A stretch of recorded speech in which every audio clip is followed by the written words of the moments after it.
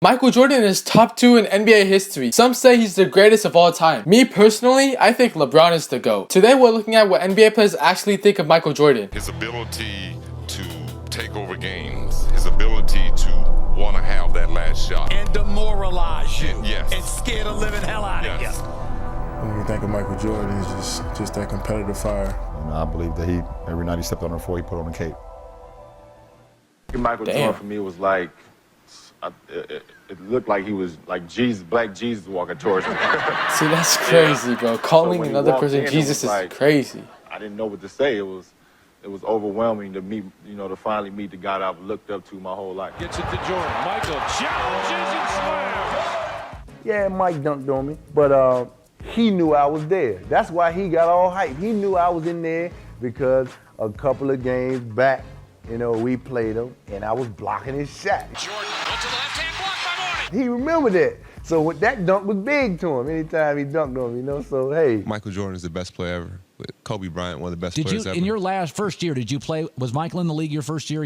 No, he was coming back to the Wizards. I worked out with him, actually. I do have a lot of stories. I worked out with him for 2 years on his comeback. Yeah, when he came back to the Wizards, worked out every single day. Charles Barkley is a great, great player, but Michael Jordan is in a class by himself, clearly superior to anybody else in the league. Have another drink, Bob. I would never say another player is better than me. Never. And I'm not going to say I'm better than him, but I would never say he's better than me. Because I can play basketball with any basketball player in this world, but I would never say another player is better than me because he would have an advantage on me going into the game. He made me want to be an NBA basketball player. And, just to tell him, thanks for everything he brought to the game and opened the door for the rest of the players. Without his vision, I promise you, there wouldn't be no Hall of Fame Allen Iverson standing at this podium if it wasn't for this guy. He gave me the vision, man. And, you want to be fast like Isaiah. Oh, the iconic quote. Shoot like Bird. Rebound like Barkley. Pass like Magic. Be dominant like Shaq. But, man, I wanted to be like Mike. We have a chance to play the world champions. And, the day will come where I'll step on the court with, in my eyes, the best basketball player that ever stepped on a basketball court. And it was just an exciting moment for me, and it was something that I treasured for the rest of my life. Do you feel that Michael is the best ever? I think so. I think he's not only the best basketball player, but probably the greatest athlete that's ever played any sport. And I'm growing up and I'm watching, this guy, Michael Jordan. I think all you guys know him, I think. So I'm growing up watching this guy on TV every day, and I'm like, wow, he's an amazing basketball player. Hopefully someday I get an opportunity to meet him. So I think it was my junior year in high school. I go up to Chicago and I go to a gym called Hoops where he plays basketball in the summertime. And I didn't know he was going to be there. But I seen him walking towards me, and it was kind of like he was walking on air. I was... What? I had to pinch myself. Nah, bro, that aura is crazy. And it's like he was like Black Jesus to me. Like, bro, what? That's like the second time you said it. Now, did he know of you?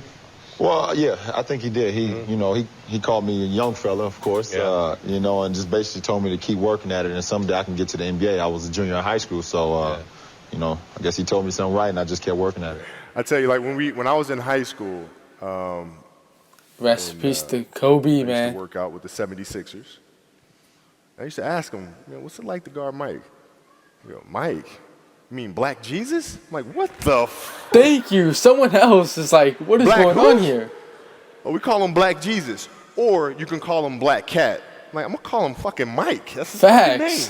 Black Jesus is crazy. So the level of fear that he inspired in others was insane. Wow. And I would tell him, I said, when I face him, we're going to go at it. He says, oh, you don't want to do that. I'm like, what? Man, you don't know me, man. You took Jordan? I'm never going against Jordan, dog. I've never seen, I thought Michael Jordan was Jesus Christ. Oh, like, playing bro. Michael Jordan. I swear to What? God, dog. Listen, man. Nah, the glaze is crazy. I played against him.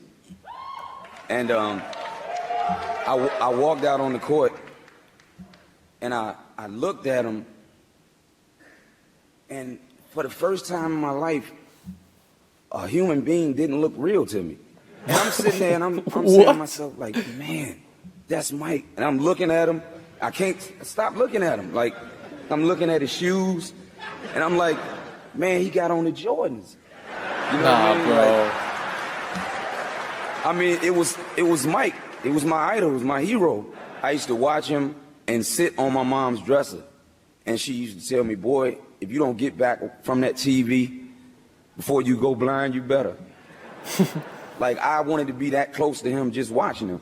Nah, bro, what the hell? We have all the old footage on VHS. I'm watching the game. It's like 3 in the morning. We came down there like, yo, come on, we're going upstairs to the gym. He broke down how to score the basketball. That year, I was averaging like almost 30. He also said that you want to play against Michael Jordan before he retires.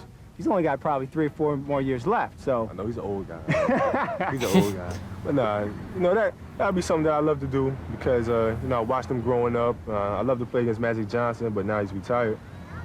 And Michael Jordan is somebody that I've always looked up to, and I want to play against him. He's undoubtedly the greatest player in the game. We're going to miss him. Nah, that's LeBron. 10 children from 9 LeBron is the GOAT. That I played against the great Michael Jordan. Are you still close with Michael Jordan, or were you ever close with Michael Jordan?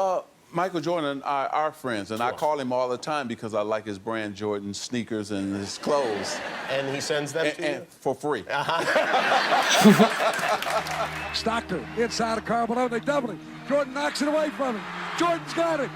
Favorite, I don't remember seeing many favorite things in person. I don't have a favorite Jordan moment, but I have a Jordan moment that I'm like very, very tired of people coming up to me and giving me a hard time about. There's Jordan for 3, yes!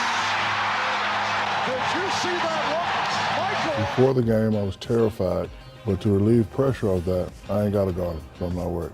Second thing I said, I can't let him dunk on me. That's not going to happen. So it was a play. Imagine he dunked on Shaq. Jordan turns and No way he did. Okay, I was about to say. Yeah. Shaq always says that. He's going to let him out. It's one I'm not getting dunked on because I'll never live that down from family members, homeboys, barbershops. That'll be a poster forever because Mike was the man at the time. But Mike also taught me something very valuable. So when I go to help him up, he said, don't ever help nobody up. Great foul. Don't do that. I don't need your help. But I'm coming back. Don't you worry. First time he entered the league, that was my favorite moment. Just the impact that he had on the league, just coming into the league. I enjoy guarding Mike because he was, you know, the one thing I did with Mike is I never got him pissed off. You know, oh my God. He make a shot, you say, good shot, Mike. You know, you don't talk trash to him so he can go off for 60. You know, you try to kill him with kindness. You don't try to talk trash to him. So they're getting off the bus. We're done with shoot around and we're walking out and MJ says, B. Scott, what's going on? I said, what's up, MJ? He said, man, I hear that you're not playing tonight. I said, no, I sprained my ankle. He said, who's guarding me? I said, Anthony Peeler. He said, 50. Damn. So I told Anthony Peeler, listen, MJ, he's probably going to go for about 50 tonight on you. So just don't piss him off, you know. Just nah, be cool. Bro. He ended up with 54. 54. So the man could do basically whatever he wanted to do on that basketball court. Funny, I'll tell you this story right quick because you would really enjoy this. So we're in the restaurant, and Larry and I sitting there talking. So enters Michael Jordan.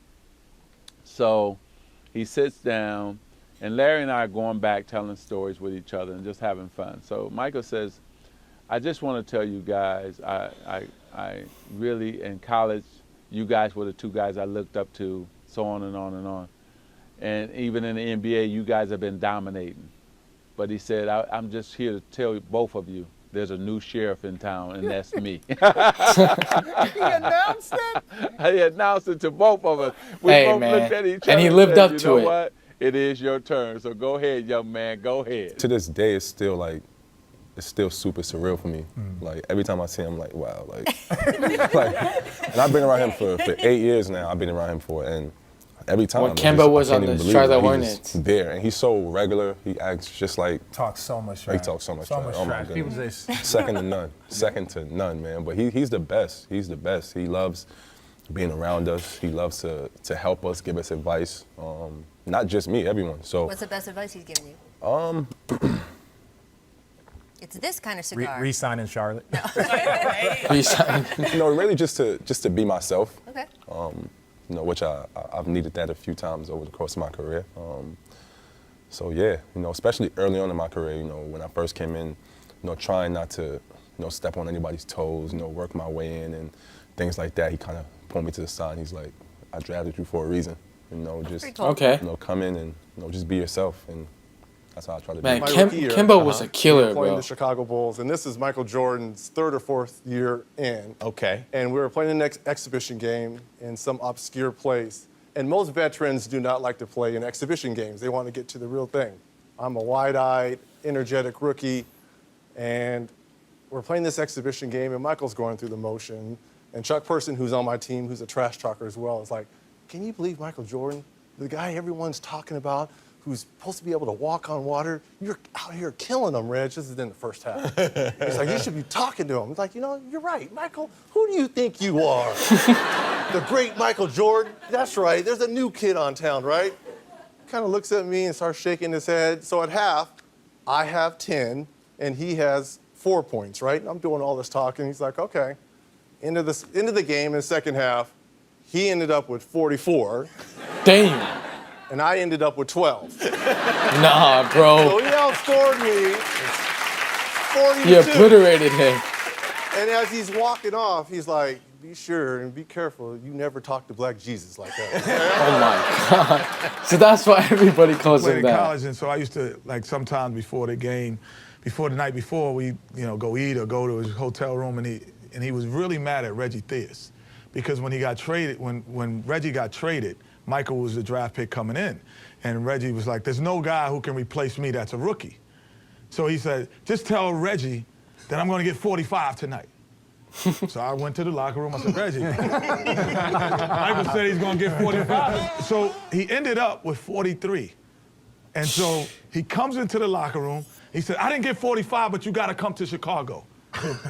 Like, now that's supreme confidence. That's supreme confidence. He was mad that he didn't get 45. I pretty much was watching him instead of just playing against him, I was like, God. I can't believe I'm on the same court, Michael Jordan, all that stuff. I was looking at the shoes and just looking at him and the ball head and the 23. Well, I have too many memorable moments. Oh my God, damn. None of them are good for me. People really didn't want to believe a man could actually fly, and he gave everyone that belief that for a little bit, maybe they could. Whenever I see somebody play Mike or guard Mike, I used to always want Mike to take him to the hole and dunk on him. I didn't know if I was going to make the league. I was on a non-guaranteed contract. And I'll never forget one of my first exhibition games, we played the Bulls. And I was just trying to make the roster. And Michael Jordan gets the ball right in front of our bench. And I'm already scared to death. Like, God, I hope I don't get into this game. I'm not ready for this stuff. Oh, my God. And he holds the ball out. He holds the ball out, and he looks right at me. And I'm on the bench, just kind of like, he holds the ball out, and he goes, "Watch this." And he turns, he went right around Dan Marley, bam, dunks it, looks back at our bench, and just starts laughing. And I'm looking like, there's no way in hell I can ever make this. Now I really I thought he looked For me, Michael Jordan was a killer. It didn't matter. He wanted to come in and kill you. When I remember my first game playing him in the Spectrum in Philadelphia. He dropped 48 and 3/4 and wouldn't sit down and watch the rest of the game. 48 and 3/4? The New York Knicks in the playoffs, and I think he must have drove baseline. He faked one way against Charles Oakley, and he spent back the other way, and he drove to the lane and went up for a dunk, and he dunked right over Patrick Ewing, and he stared at him. I think that was one of my most memorable Michael Jordan moments. Jordan trying to shake off Starks. Oh, tough move. Sheesh. Against him for the first time at the United Center, and I got thrown into the fire. He made a nice baseline spin move on me. I knew it was coming. He was just so strong. By the time I tried to body him off of me, he just swatted me away like a fly. I learned a lot this game. A lot about how technically sound Michael was. Because it's one thing in watching him play, and then it's another thing in playing against him. His technique was flawless. I wanted to make sure my technique was just as flawless. Kobe is like, he's literally MJ 2.0. God play. Like some kids now who are buying the shoes have never seen Michael Jordan play in person. Or they've seen some clips and things like that, but he had no flaws. Facts. Whatsoever. You couldn't say he couldn't dribble or he couldn't shoot, he couldn't defend. He didn't have great range. He wasn't a 3-ball shooter. But that goes back, he didn't have to be. Yeah. You know, No, yeah, he didn't have to be. And no one really shot threes like that. Rim, he could finish with either hand. He was so flashy, but he was also so fundamentally sound. You know, so he had everything covered. Was he mean to you? No, he wasn't. He actually killed me slowly, and yeah, he would comment to the coach, "He's actually doing a great job out here." And meanwhile, he's pouring in 45. Nah, bro. Wait, he's talking to your coaches? Complimenting someone and giving them buckets is crazy. He's yelling at me. Chris Ford's yelling the whole time, like, "Rookie, get in front of him! Get in front of him!" And I'm fronting him on the post, and MJ just kind of slowly kind of glides across the floor, and he gets the ball and shakes and scores.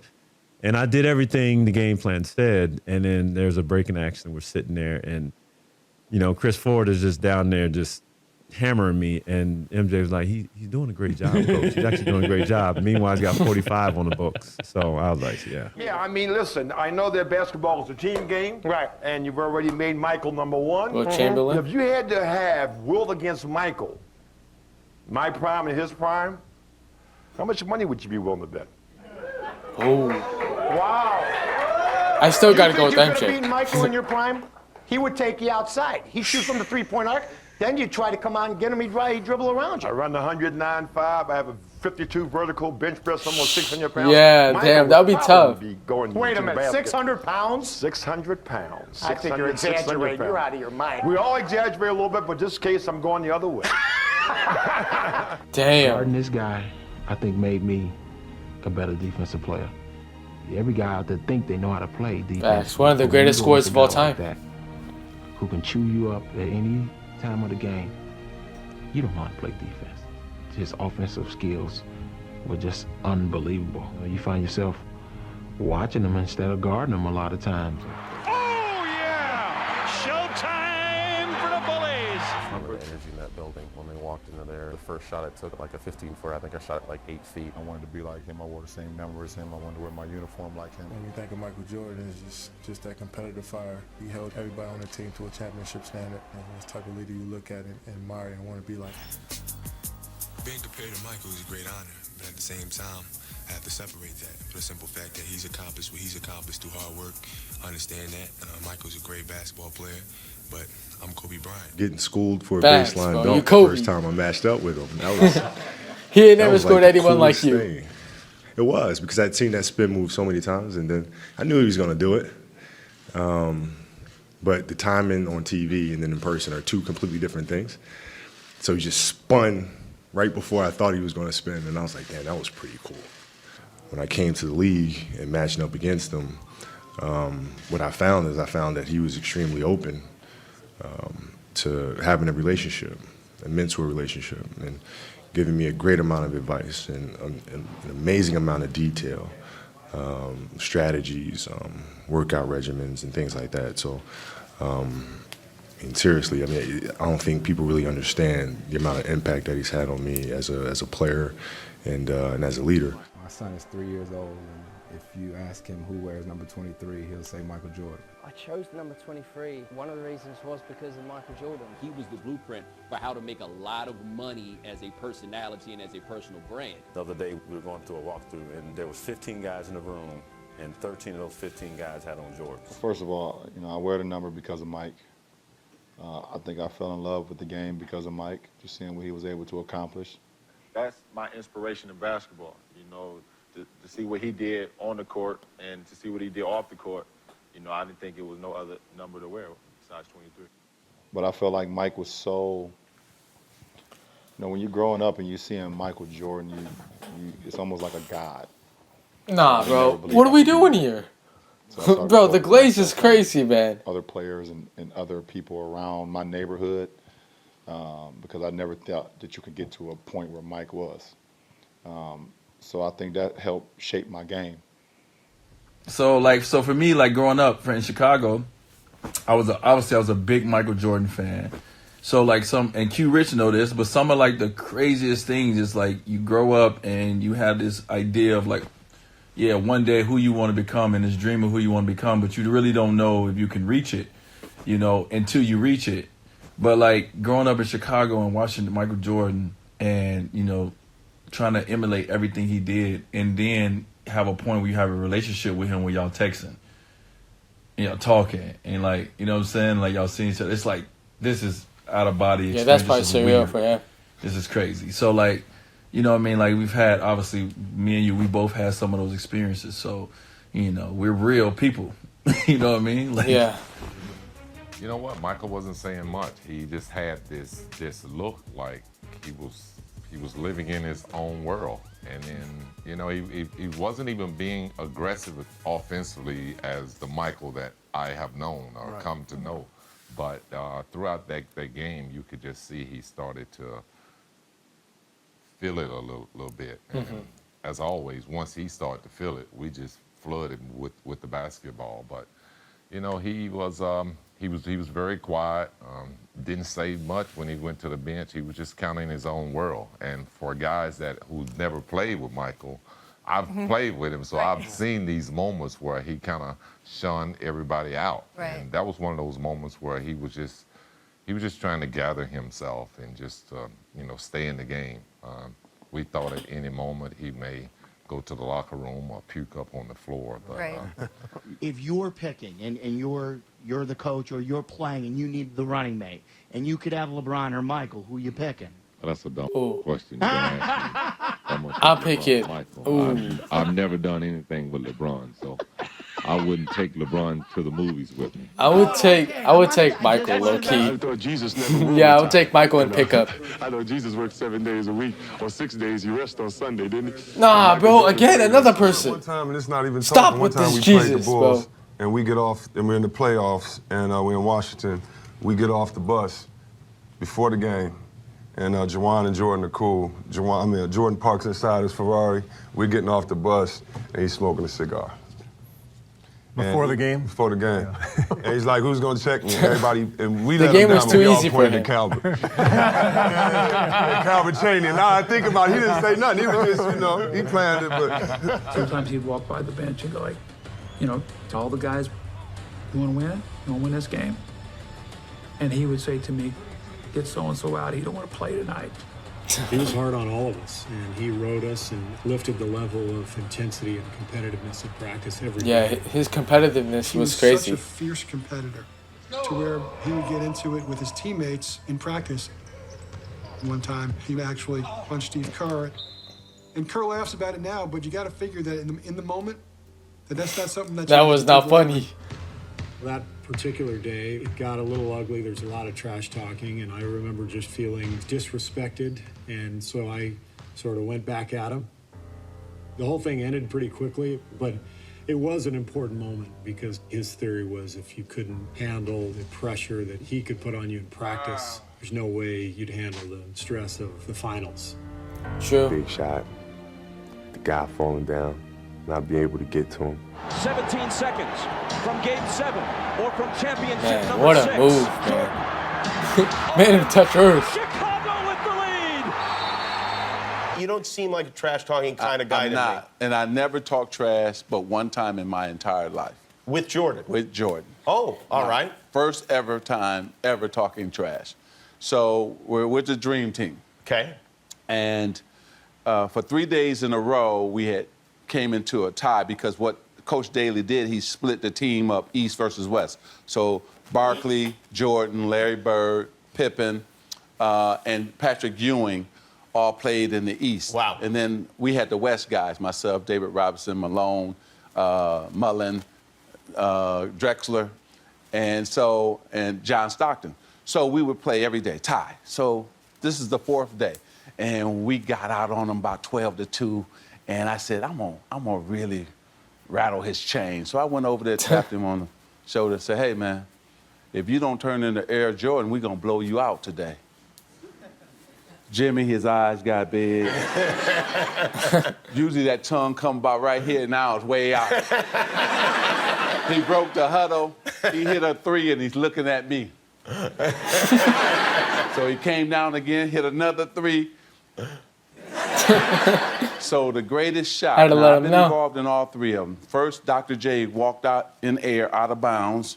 Oh, yeah, Reverse right. layup, Under. up under. Right. Michael Jordan in 1991 came down on us with the right hand, tongue out. He switched in midair to the left. Spun it against In the the glass. finals, huh? Now, this is the greatest shot I've seen. He came down the right side, took off. David Robinson took off. And he said, okay, I'm going to just sit here in the air. Because I know David Robinson is going to go down. So David Robinson went to the ground. He 360, tongue moving,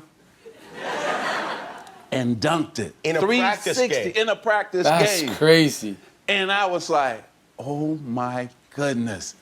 And That's insane, I was just bro. stunned, and all of us were stunned to see him hang in the air that long and 360.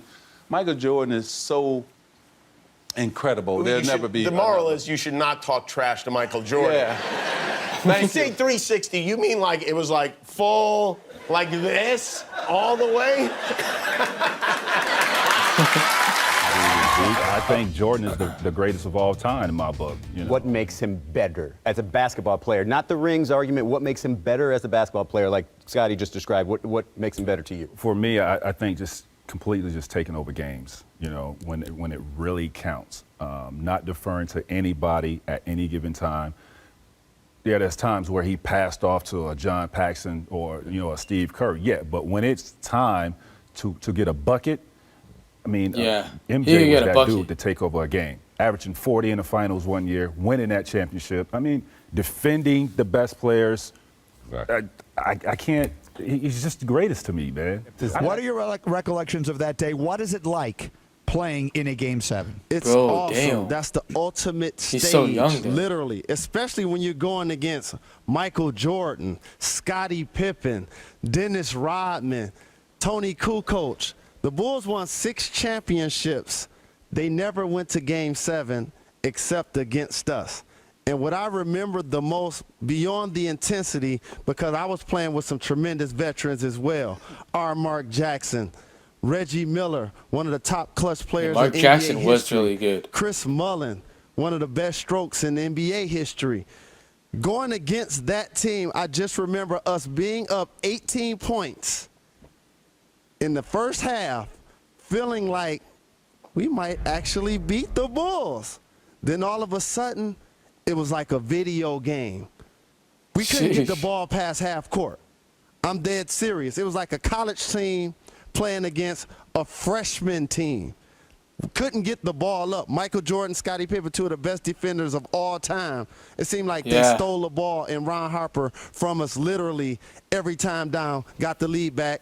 Rodman had 20-plus rebounds. Kukoc was hitting threes off the bench. They were the Chicago Bulls. They went on to win a championship. He was 40 years old. He was coming back with the Wizards. It was early in the morning, and I get a call from Tim Grover saying, MJ said you can meet him. So I go down there. I get there at about 7 in the morning. He's been there already for an hour. He was 40 years old. Like he's Him and Kobe are just like, so he's working they're out just 6 in the different morning at 40 breeds, years man. old. He's come back. So I think just his work ethic, it's no secret or surprise of how great he was, obviously, but his talent level, he was so driven, he was so competitive. To see him lose a game in the summer session, he would go sit in the corner by himself. Like, he was just unbelievably competitive. Well, that's NBA players' thoughts on Michael Jordan. Who do you guys think is the GOAT, MJ or Bron? Me personally, I think Bron is the GOAT. Speaking of Bron, click this next video of things you didn't know about Bron. Like the video, subscribe if you're new, and comment other videos I should react to.